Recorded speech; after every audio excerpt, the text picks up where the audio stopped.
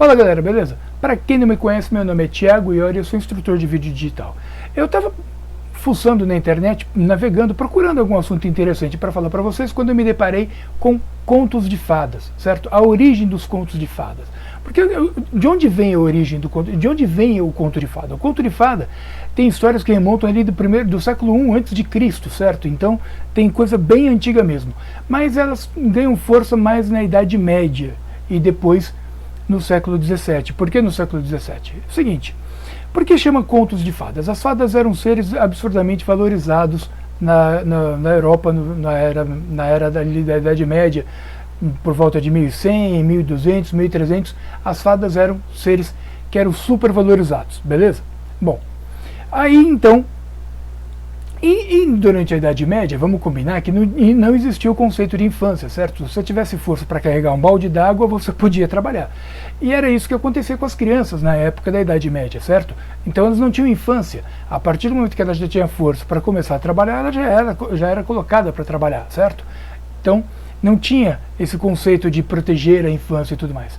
O conceito de infância apareceu no século XVII. E no século XVII, já o conceito já protegendo as crianças, certo? Aparecem então os contos de fadas para educar as crianças. Os contos de fadas não eram bonitos, sabe? Não era uma coisa bonita, né? O que transformou os contos de fadas bonito e tudo mais foi várias adaptações que algumas pessoas durante a história fizeram, que eu vou falar o nome das pessoas, certo? E depois os estúdios, o Walt Disney Animation Studios, certo? Que reproduziu em desenho vários desses contos com um final feliz. Certo? Então, os contos de fadas originalmente não têm um final feliz, e vou dizer por quê. Bom, vamos lá. Eu vou começar pela Pequena Sereia, tá? Eu vou pegar aqui o nome das pessoas, porque o nome das pessoas é que me foge. Bom, o primeiro cara que começou a criar uma coletânea, a Pequena Sereia dele? Não, a Pequena Sereia é dos irmãos Grimm. Ah tá, esse aqui é a Bela Adormecida é dele e Chapeuzinho também. Bom, então tá. O primeiro cara que resolveu fazer uma coletânea de histórias infantis para que as crianças da Idade Média pudessem ler, ou então pudessem ler para as crianças, entendeu? Isso foi no século XVII, e o nome do cara é Charles Perrault, certo? É um francês, um poeta e advogado francês chamado Charles Perrault. Ele criou várias histórias, ele fez uma coletânea com várias histórias, onde ele tem a Bela Adormecida, Chapeuzinho Vermelho, o Gato de Botas, o Barba Azul, o Pequeno Polegar, enfim, entre outras histórias, certo? As mais famosas. E o Perrault, ele é conhecido como o precursor dessa coisa da literatura infantil, certo? Porque foi ele que criou a primeira coletânea. No século XVIII, foi a vez dos irmãos Grimm, certo? Os irmãos Jacob e William Grimm faziam várias pesquisas linguísticas na Alemanha, quando começaram a encontrar várias histórias, um acervo grande de histórias que vinha atravessando gerações, e algumas compiladas pelo Charles Perrault. E aí eles fizeram a coletânea deles também, certo? Na coletânea dos irmãos Grimm tem de novo a Bela Adormecida, a Branca de Neve e os Sete Anões, o Chapeuzinho Vermelho, a Gata Borralheira, o Ganso de Ouro, João e Maria, o Pequeno Polegar, o Príncipe Sapo, enfim, e várias outras obras. Tudo isso dos irmãos Grimm, certo? E os irmãos Grimm, mas as obras dos irmãos Grimm, elas eram violentas. Elas tinham finais sangrentos, certo? Tanto as do Charles Perrault como dos irmãos Grimm tinham finais sangrentos, porque elas serviam para educar as pessoas e impedir que elas saíssem para a rua, certo? Para a floresta, no caso. Naquela época era floresta.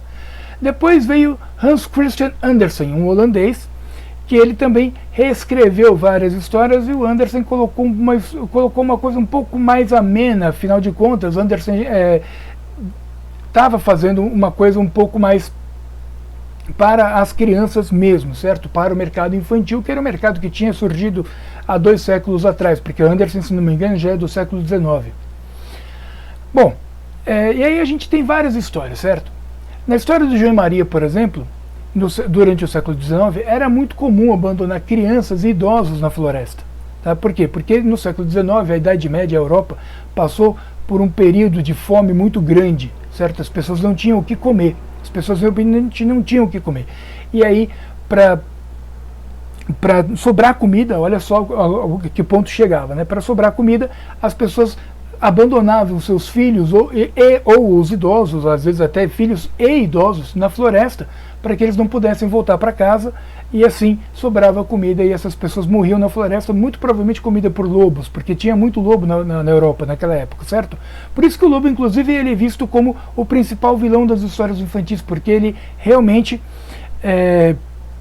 tinha muitos lobos na Europa e a alcateia caçava e comia as pessoas que ficavam lá dando sopa na floresta, né? Não só na floresta, mas enfim, em vários outros lugares.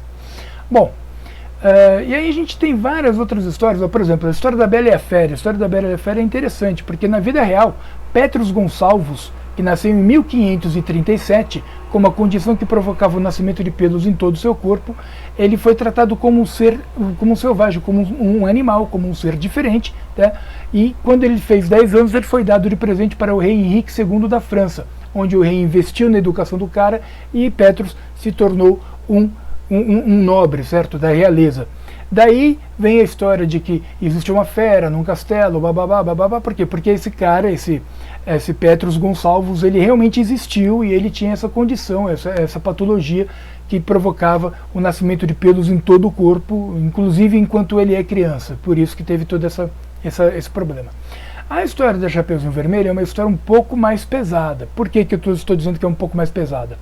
Bom, se a gente trocar o lobo por um homem, por quê? Porque o lobo não caça sozinho, tá? O lobo ele sempre caça em bando, tá? O lobo ele vive em uma alcateia e quem caça é a alcateia inteira, certo? O lobo nunca caça sozinho, o lobo nunca é um lobo solitário, ele sempre está junto do seu bando, está junto da sua alcateia.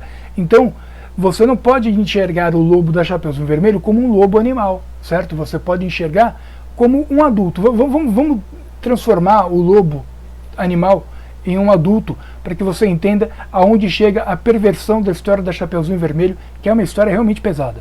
Bom, Chapeuzinho Vermelho está levando comida para sua avó, porque naquela época, realmente, eu acabei de falar, não havia comida para as pessoas, certo? Eu vou pôr a fonte de todas essas histórias que eu estou contando, tá? Eu vou pôr a fonte aqui na descrição, beleza? Para que você possa ir lá e ver, e ler no site original o que eu estou falando, certo?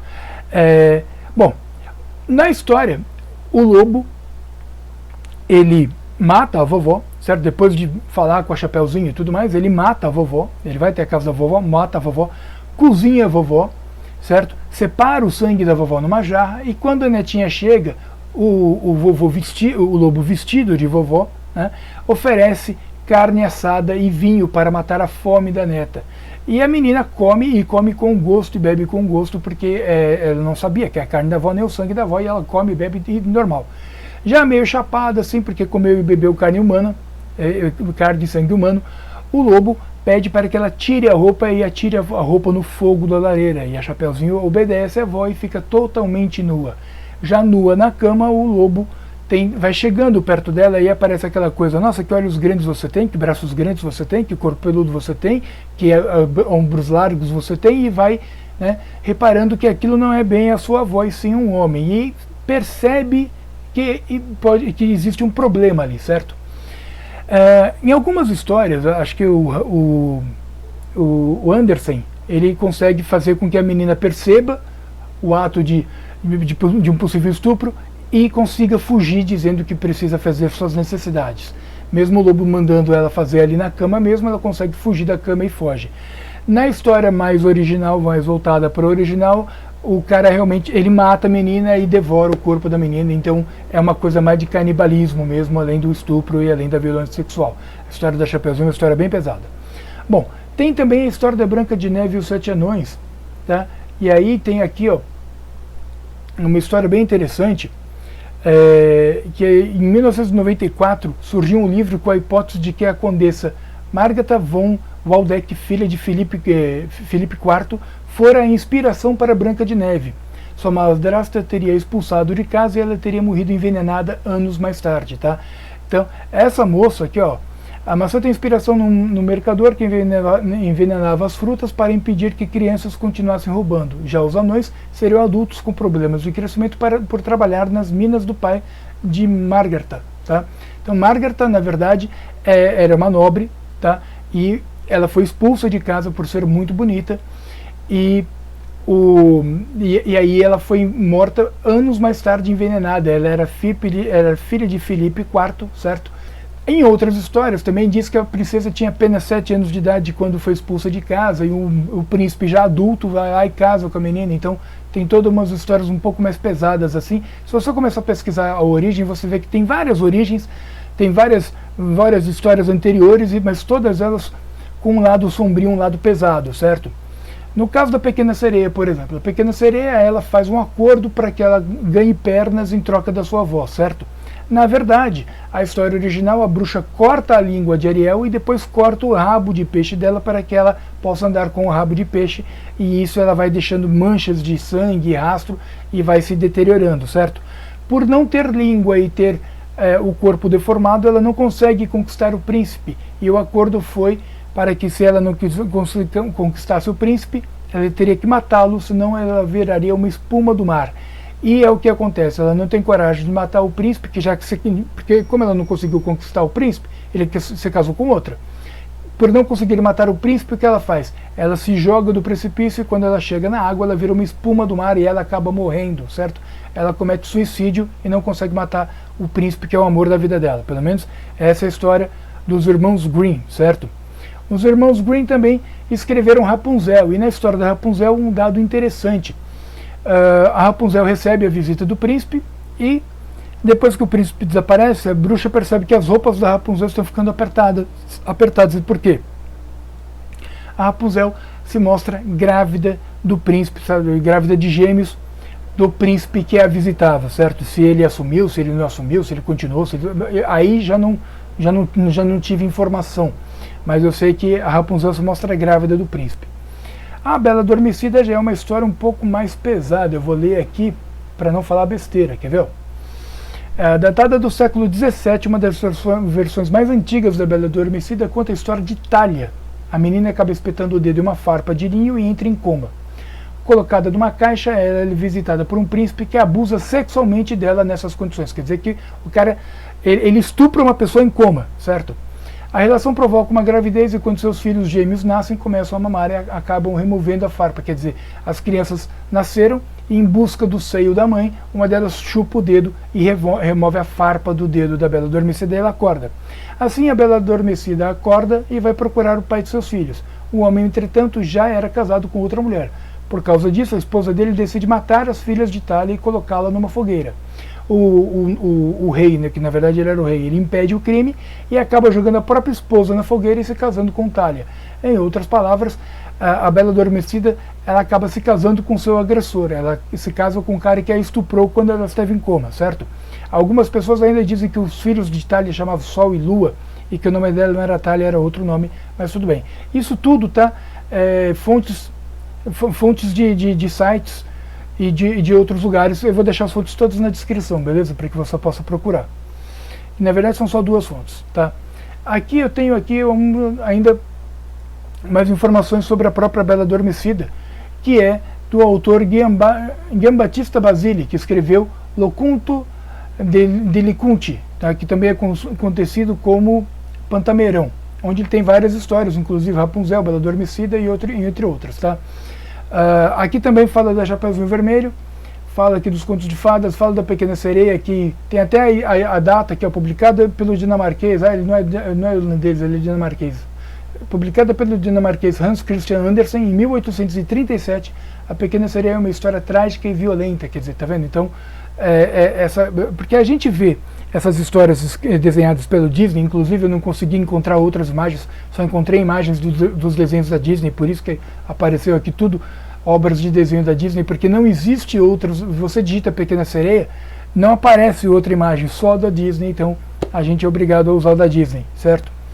Mas aí tem aqui aqui também tem a Bela Adormecida, que está aqui, ó, Sol, Lua, Itália. Então o título original do italiano era Sol, Lua, Itália, e essa história é de 1634. Em 1697, Charles Perrault, que era aquele advogado francês, reescreveu sob o título de A Bela Adormecida e ficou um pouco mais conhecida com aquilo que a gente conhece, certo? Bom, a Branca de Neve aqui não fala da Condessa. mas fala que é da mesma coisa, certo? Que o príncipe casa-se com a moça e a madrasta é forçada a usar sapatos em brasa e dançar até a morte, certo? Aqui Cinderela também. Ó, Cinderela é um conto, o conto mais antigo, onde ele remonta à Grécia do século I a.C. Lembra que eu falei que tinha? Então, é a história da Cinderela, escrita por Estrabo. A protagonista se chamava Ródopes e não Cinderela, e a história era muito parecida com a atual, certo? Com exceção da abóbora dos sapatos de cristal. Na história dos irmãos Grimm, inclusive, as irmãs da Cinderela cortam partes do próprio pé, elas cortam o pé, elas se automutilam para que o pé caiba no sapato de cristal. E o príncipe é avisado porque os pombos, amigos da Cinderela, vão lá e bicam os olhos das irmãs, deixando as irmãs cegas, certo? Então as irmãs da Cinderela ficam cegas e com os pés mutilados por conta do sapato de cristal, certo? E nos Três Porquinhos, é uma história bem interessante. Os Três Porquinhos, na verdade, o lobo não perde tanto tempo assoprando casa, não. Ele consegue entrar na casa dos Três Porquinhos e ele come os 2 primeiros porquinhos, certo? Então, ele devora os 2 primeiros porquinhos, aí ele mata os irmãos do último porquinho, e o último porquinho consegue jogar o lobo dentro de um caldeirão, cozinha o lobo, e aí ele come o lobo e os irmãos que está dentro da barriga do lobo, mas não tem o que fazer, já estão dentro da barriga do lobo, ele come todo mundo, certo? E a história termina assim. Também não é uma história muito legal, muito maneira, muito bonita. Mas todas essas histórias de contos de fadas, elas serviam para quê? Para educar a população. Por exemplo, não saia no bosque e não fale com estranhos, que é a história da Chapeuzinho. Não fale com estranhos, não saia no bosque à noite. Não fale com estranhos porque você pode ser... Porque você pode trombar um maluco, certo? No meio do caminho, que é o caso do lobo que eu falei, que não é bem um lobo, é um ser humano que tenta inclusive estuprar a própria Chapeuzinho, no final ele mata e come a menina, sabe? Rola um certo canibalismo ali, certo? Tem outras histórias aí também de estupro, certo? A Bela Adormecida foi estuprada, a Branca de Neve foi estuprada, a Branca de Neve foi estuprada, não, a Bela Adormecida foi estuprada, acabei de ler, a Branca de Neve também foi estuprada ali também, quer dizer... a Rapunzel fica grávida de gêmeos. Então tem essas coisas mais pesadas, certo? Porque serviam para educar a população, certo? Não fale com estranhos, não demore, sabe? Não coma nada. As frutas envenenadas é porque as crianças roubavam frutas de um mercador, ele começou a envenenar as frutas para impedir as crianças de roubar. Mas imagina se a pessoa vai lá e compra a fruta do cara, certo? A não ser que ele tivesse frutas envenenadas ali à mostra e as frutas boas estivessem guardadas em outro lugar para que ele pudesse vender. Porque imagina, né, envenenar as frutas ali no mercado. Então, todas essas histórias remontam de alguns casos que aconteceram. A Bela e a Fera, por exemplo, existia um cara que tinha uma patologia que nascia pelo em todo o corpo do cara e com 10 anos ele foi dado de presente para o rei e aí o rei investiu na educação dele e ele se tornou um nobre. Mas imagina que algumas histórias elas vieram de fatos daquela região ali onde foi criado, certo? E, bom, servia justamente para educar as pessoas, principalmente as crianças. Mesmo porque no século XVII, né, que nem eu falei, foi criado o conceito de infância, e aí você precisava ensinar as crianças a não falar com estranhos, a não aceitar coisas de estranhos, a não fazer nada que fosse proibido, certo? A não dar mole para não se dar mal, certo?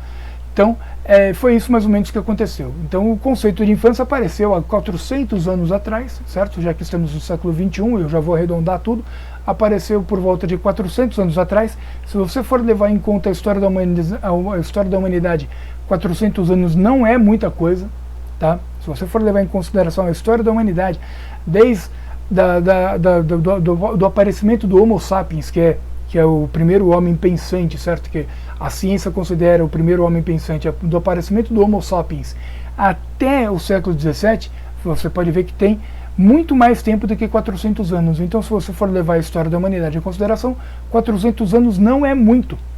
E apenas há 400 anos atrás que o conceito de infância apareceu.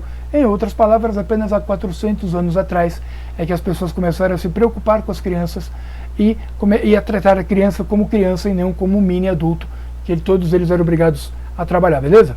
Bom, todas essas histórias que eu contei são de 2 sites que eu pesquisei, a fonte está aqui na descrição, tá? Você pode ir lá pesquisar ali também, você pode entrar ali no site e dar uma pesquisada. Eu vou ver se eu coloco mais um outro site que eu achei interessante, que conta só a história da Chapeuzinho Vermelho com mais detalhes, com essa coisa do canibalismo que eu falei, certo? Lembrando sempre que O lobo sempre é o vilão, porque naquela região ali na Idade Média ali existiam muitos lobos, certo? Existiam muitas alcateias de lobos, e os lobos caçavam as pessoas, porque são animais selvagens, eles precisam comer, eles não certo?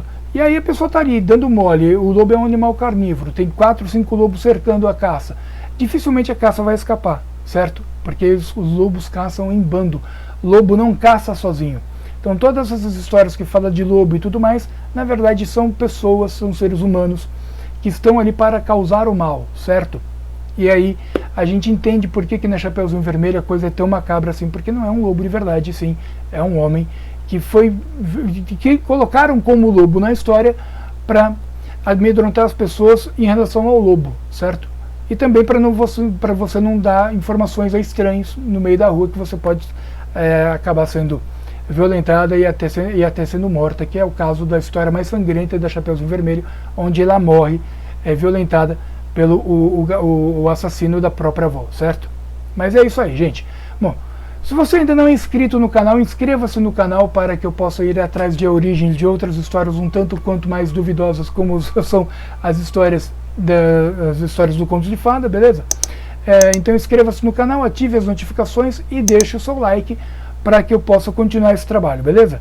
E galera, muito obrigado por ter visto o vídeo até aqui, um grande abraço, fiquem com Deus e até a próxima.